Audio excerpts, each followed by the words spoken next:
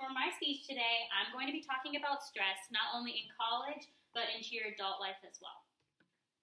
So one thing that you may not know about stress is that there are actually 3 different types: acute, episodic acute, and chronic. So I'm going to be talking about these 3 different types of stress because it's important that as we go through college, we learn to deal with our stress in healthier ways, so then as we go into our adult lives are healthier and more beneficial to us.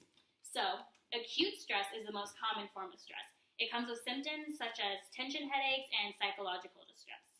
It comes from demands of pressure, so things such as like having an exam on like Friday, like you know it's coming up, so then you'll be stressed out all week about your exam, or like having a bill to pay and you don't know how you're going to have the money to pay your bill that's due next week, but then once that time has passed, you're not as stressed out anymore. So what comes with acute stress is emotional distress, and that's just a combination of being angry and irritable.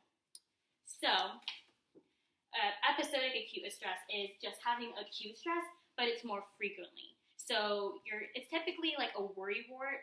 So you're the type of person that always worries about having something to do, or like something always is going to go wrong. So you're a type A individual, so you're very tense, irritable, and nervous all the time. So symptoms of that are heart disease, migraines, and chest pain. So chronic stress is the type of stress that literally ruins like your body, your mind, and like your life. You literally don't see your way out of any horrible problem.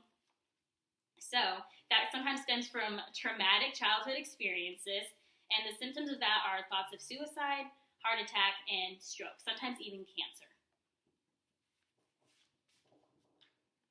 So I'm talking to you guys about this because I think it's important that as we go through, sometimes the things that are stressful to us just become normal. So for example, in our college life, there are things such as like our college dues, such as tuition, rent, and bills that just become normal to us, but we actually worry and like stress out about paying. And then we have things such as our extracurricular activities, such as like sororities, fraternities, and like other clubs that we try to get ourselves involved in. And on top of all of that, we also worry about a course schedule, so sometimes handling up to 15 to 20 credit hours a semester.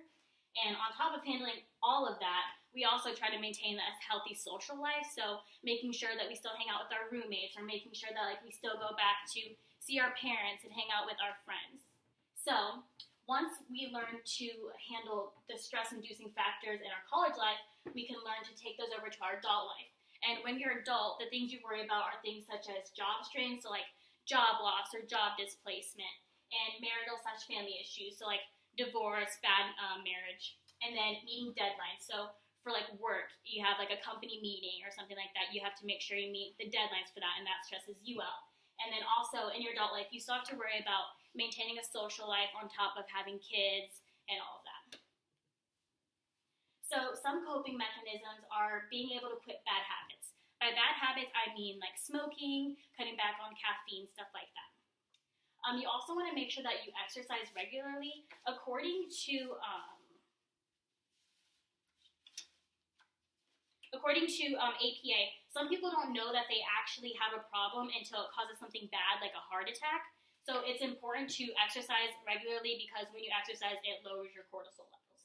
Also, regulate a sleeping pattern, because it's important to remember that when you, although it's normal for us to get like 5 hours or 6 hours of sleep, it's not normal for regular adults to go with only 4 hours of sleep. And then also get help. Like at Ball State, I know that we have the Ball State Counseling Center, so it's important to remind yourself that it's okay to seek help from others. So the importance of this is that as you're going through college and your adult life, you need to remember that in college it can enhance your experience, increase your school performance, and strengthen your relationships, as well as in your adult life, reduce major health risks such as like cancer, stroke, and heart attack, increase your work performance, and strengthen your relationships. So lastly, as we're going through and working on how we deal with stress, it's important to remember that although our lives are crazy, we need to remember to sit back and just relax. Thank you. Good? Cool. Start, everyone. Yeah. Oh, sorry. Sage, am I getting you? Yeah, you got me. You got me. Cool.